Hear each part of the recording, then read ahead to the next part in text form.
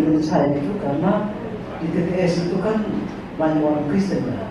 Jadi belajar Alkitab khususnya tentang menabur benih. Jadi benih itu disiram pada semua tempat. Nanti mau tumbuh di mana itu sudah. Apakah ada setuju dengan saya? Jadi program yang namanya PBN program karena belajar Alkitab tentang penabur benih. Kan penabur benih itu kan bisa dibaca teman-teman. Luar biasa. Pertama saya bilang luar biasa dan salut. Kenapa saya salut?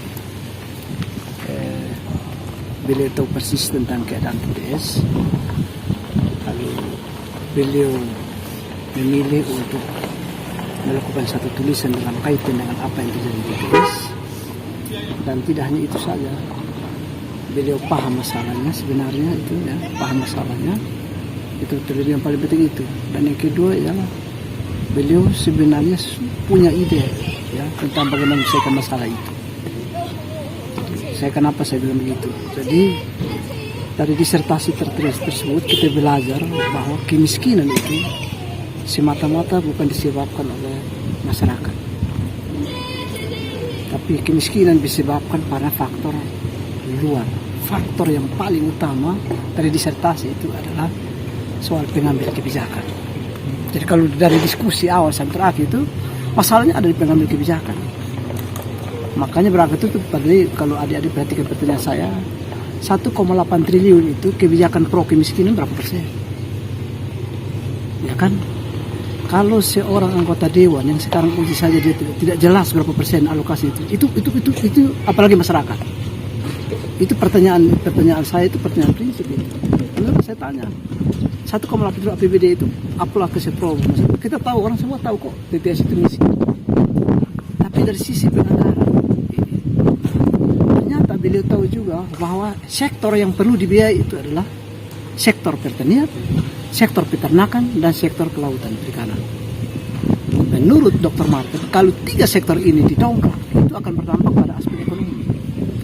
Dan itu kalau kita bicara aspek ekonominya itu, ya kan betul. Berarti ada kesejahteraan muncul di sana. Kan 3% anggaran. Aspek peternakan berapa persen? Karena kan kita sudah bicara tentang TTS jadi lumbung. Ya, lumbung kehidupan orang Kupang. Bila perlu lumbung kehidupan orang Indonesia kan? Ya kenapa di Kiser bisa? Beliau tahu persis masalahnya tidak ada di sini.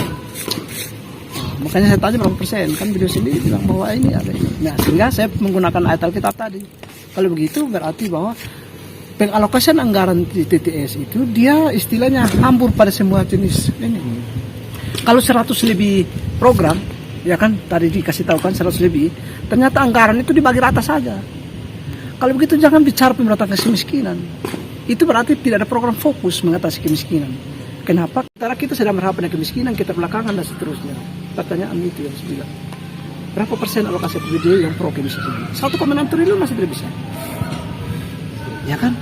Belum lagi ada suntikan dana dari pusat. Kan ini saya tadi disampaikan itu APBD-nya loh Pak.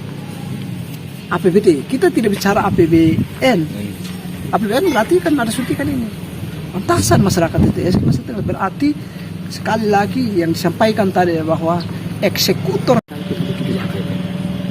bahkan terjadi perubahan desain anggaran kan, perencanaannya lain tetapi begitu eksekusi sudah berubah dan seterusnya. Ini masalah kedua. Jadi masalah perencanaan oke. Kalau tadi bilang di kertas oke, tetapi implementasinya kan tidak oke.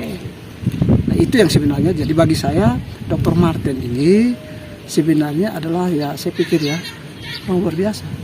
Berani mengkritisi dirinya sendiri. Ya kan kalau mau bilang eksekutif dan legislatif penentu kesejahteraan kan. Tapi dia berani kami mungkin agak lemah di masalah pengawasan. Tapi ini fakta. Nah, berarti ada hal yang terputus di sana sebenarnya yang perlu ini. Nah sekali lagi bagi saya eksekutor utama itu harus ini. Jadi kalau kita jadi pengetahuan baru yang kita peroleh hari ini sekali lagi, kan ini disertasi ya, saya bilang pengetahuan baru yang kita peroleh adalah bahwa penyebab kemiskinan di TTS bukan berasal dari masyarakat. Kampanye memberantas kemiskinan kalau Anda sendiri punya kebijakan yang salah. Jadi ini Dr. Martin sedang ini, dia bukan saya ngomong. Jadi jangan bilang, wah saya akan mensejahterakan Anda. Kita akan kalau lihat justru Anda lah yang membuat miskin. Dr. Martin sedang menyampaikan itu dalam satu listrik. Ini pertanggungjawaban di hadapan profesor Pak. Itu. Jadi ketika dihamilkan kita mau ini dari berbagai sudut. Ini ternyata dia tahu, ini ternyata ini. Kan kita pikir ini masalah eksekutif, legislatif ini. Kalau ini tidak pernah.